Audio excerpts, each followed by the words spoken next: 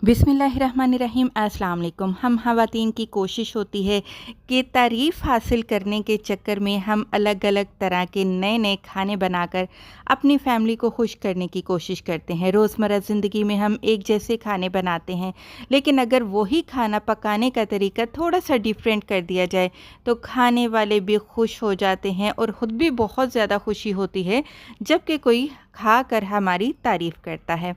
आज हम बनाएंगे आलू कीमा की रेसिपी, लेकिन नए अंदाज में।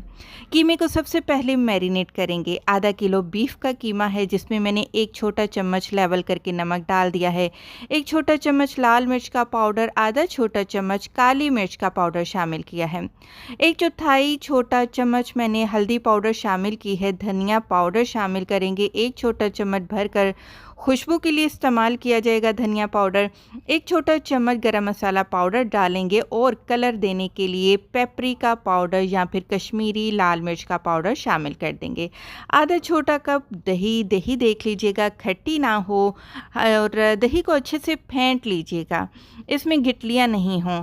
तो बस ये सारी चीज़ों को अच्छे से अब आपने मिक्स कर लेना है और इसकी मैरिनेशन कंप्लीट हो जाएगी, तब तक हम इसके लिए मसाला तैयार कर लेंगे। अच्छा जी, इसको अब एक साइड पर रखते हैं।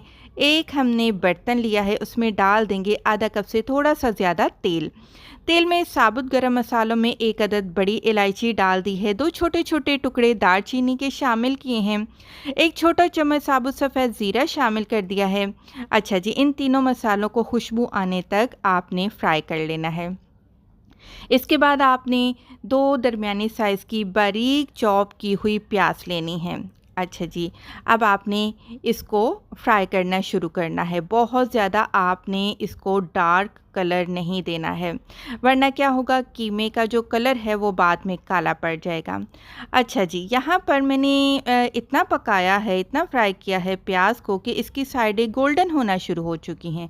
इस पॉइंट पर आपने खाने का चम्मच अदरक और लहसुन का पेस्ट शामिल कर देना है। इसकी भी भुनाई करेंगे, ये भी थोड़ा सा गोल्डन होगा और प्याज भी मज़ीद थोड़ा सा ब्राउन हो जाएगा, लाइट गोल्डन हो जाएगा।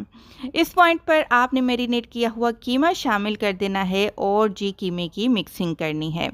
कीमे को अच्छे से मिक्स करेंगे क्योंकि देखें कीमे में भी कुदरती तौर पर पानी मौजूद होता है, दही भी डाला था तो उसी पानी में हमने कीमे की भुनाई कर ली है। 5 से 7 मिनट आपने बग़ैर पानी शामिल किए कीमे को अच्छे से फ्राई कर लेना है।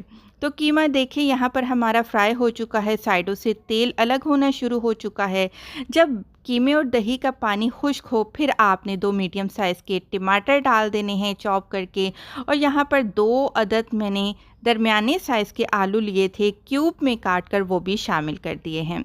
अच्छा जी, अब क्या करेंगे, हम इनकी मिक्सिंग करेंगे। यहाँ पर फ़िलहाल मैं पानी का इस्तेमाल नहीं करूँगी, ढककर पकाऊँगी ताकि जो टमाटर हैं वो नरम हो जाएं और अच्छे से मसाले में घुल मिल जाएं। देखिए, अगर इस पॉइंट पर मैं पानी डालती तो जो टमाटर हैं वो खड़े खड़े रहते, वो ग्रेवी में मिक्स नहीं होते। ये वो छोटी छोटी टिप्स हैं जो कि हमारे खाने को बेहतरीन बनाती हैं।